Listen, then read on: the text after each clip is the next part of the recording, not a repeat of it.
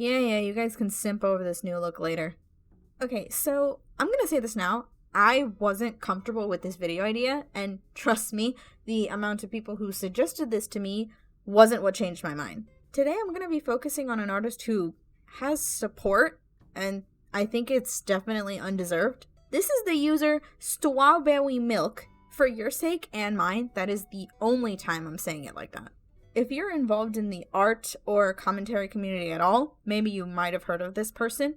You might have also heard some accusations about this person, like her being a pedophile and her drawing minors in a sexually explicit way. If you know that, then you've probably seen a handful of evidence to prove that she's hiding her fetish art under the guise of it being vent art, or her weird-ass tweets, or the suspicious tweets in her likes. Trust me, there's a lot of shit. However, despite the ungodly amount of red flags that this person gives me, there is one thing that amazes me. That being this. People excuse her art because apparently it's labeled as vent art or trauma art. Fucking excuse me? It is genuinely amazing to me how willing people are to ignore this sort of thing because it's labeled as vent art. There's also a crowd willing to ignore what she does because she's trans or whatever. That's dumb, and that's not my focus. So in order to write this down, I decided to do a bit of research myself, exactly on what vent art and trauma art is. To start with the easier one, vent art is a way to express how you're feeling without having to put it into words. Most vent art depicts anger, sadness, heartbreak, desperation, and a whole bunch of negative emotions. Vent art is a very interesting category to browse through.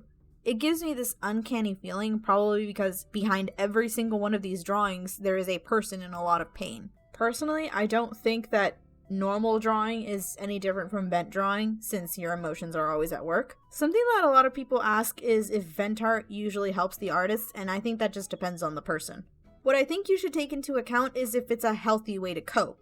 Honestly, I think it is. Drawing your emotions isn't any different from someone writing in a diary. As long as you don't hurt yourself or others, it's fine. Now, here's where we get into trauma art. I'm gonna be completely honest, I don't think the two are very different. Really, the main difference is that trauma art is a therapy treatment. It often helps victims heal, and it helps them express what they can't put into words. Art has always been escapism, and that's why this sort of treatment works so well for people.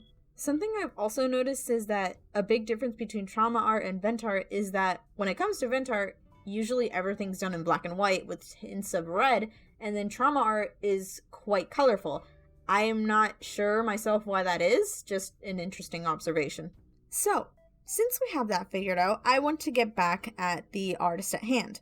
Stwawbwewymilk has drawn some very, questionable things. Those things include incest, plushophilia, molestation, golden showers, filth fetishes, and cross-dressing. Now, you're probably thinking, but Z, those are average things that are okay to draw. What are you, some sort of prude? And you know what? Yeah, you're right. Those would be totally fine if the characters in those drawings weren't children.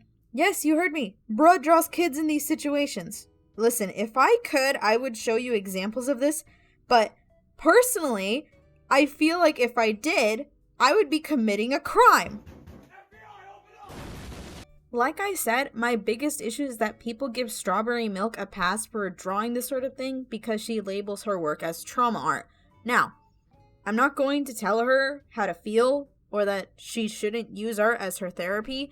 I personally just think that you can draw your thing without having it include children drinking piss. So I've actually read her comic Puppy Milk, and I felt multiple things while reading it, but I gotta say it was kind of interesting.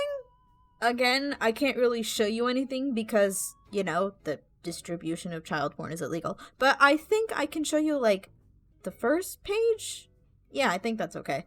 So while reading it, I got the sense that this was about trauma and the artist dealing with her gender dysphoria. There was an overwhelming mother figure who controlled what the main character could eat, how she could dress, and her behavior. The main character also had an older sister who rebels against the mom and constantly tries to get the main character to be like her. Then there's these things called leeches that attach to you when you drink puppy milk. I'm not exactly sure what the leeches represent, but my guess is that they're a bad influence. As for the puppy milk, I'll get back to that in a second. So, look, the comic is actually kind of interesting, and it has a few panels that I find surreal. Honestly, I think it would be a good story. That is, if it didn't feature a child with his dick out fucking a stuffed animal and then calling the child cum puppy milk. This isn't something that just happens in one page either. There are multiple panels of child dick being front and center. Listen, I totally understand that this comic in specific is about trauma, so while I dislike it, I could give it a pass. However, to me, it starts becoming very suspicious when a lot of your other art also has child dick. And oh my god, I'm going to make myself sick if I keep repeating that. Strawberry. Girl, you can't expect everyone to fall for this shit, right? I know some have fallen for this, and I think the biggest reason is because of a Google Doc trying to explain why lowly content isn't the same as real child porn. And you're right. That doesn't make it any better, though.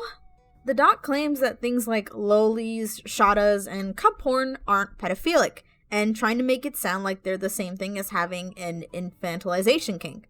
Well, first of all, that's stupid. Lowly content is the sexual portrayal of little girls. Infantilization is a kink done in a safe environment by two consenting adults. They are absolutely not the same thing. This doc also likes to preach about the poor CSA survivors that are hurt by people calling out Strawberry. So, if we're gonna play that game, in that case, hello, I'm a child sexual abuse survivor. Her art is fucking gross, and labeling clear fetish art as trauma art is disgusting. You can label it vent art all you want, but personally, I think drawing a bunch of children in lewd situations, like getting peed on, or being molested by their sister, or just drawing a child jacking off, is kind of fetishy. But then again, what do I know? By the end of this video, I'm probably going to be called fucking invalid or something. Okay, so after taking a deep breath and trying my best not to lose my shit, I want to say a few things before this ends. First, of course, please don't go after Strawberry. This was just something I wanted to rant about, and my intention definitely wasn't for her to get hate. Secondly, I don't believe that she's a pedophile. Yes, she draws and likes creepy stuff, but I don't think it's enough to call her one. So again, I don't think she's a pedophile, and I expect you guys to not throw those sort of accusations around because that shit really hurts. Third, I've said this already, but I'm going to say it again. I am not here to tell her how to feel or tell her what she can draw. She can do whatever she wants.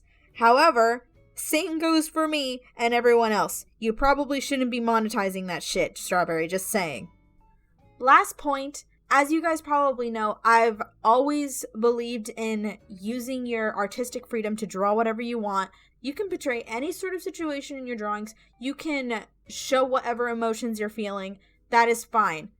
However, at the end of the day, I believe that there are some lines that shouldn't be crossed.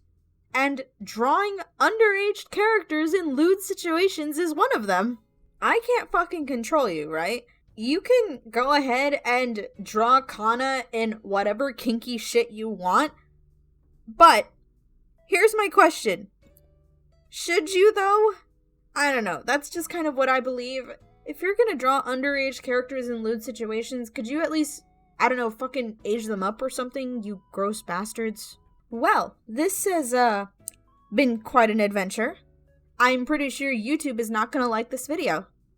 That's all I really got to say. I can't wait to see the comments on this one. I'm pretty sure it's gonna be filled up with a bunch of weirdos trying to defend why this sort of thing is okay. Like, not to shame y'all, but some of you are just really fucking weird about this topic. So, I'll be seeing you later, gamers. I'm gonna go read my fucking Splatoon manga or something.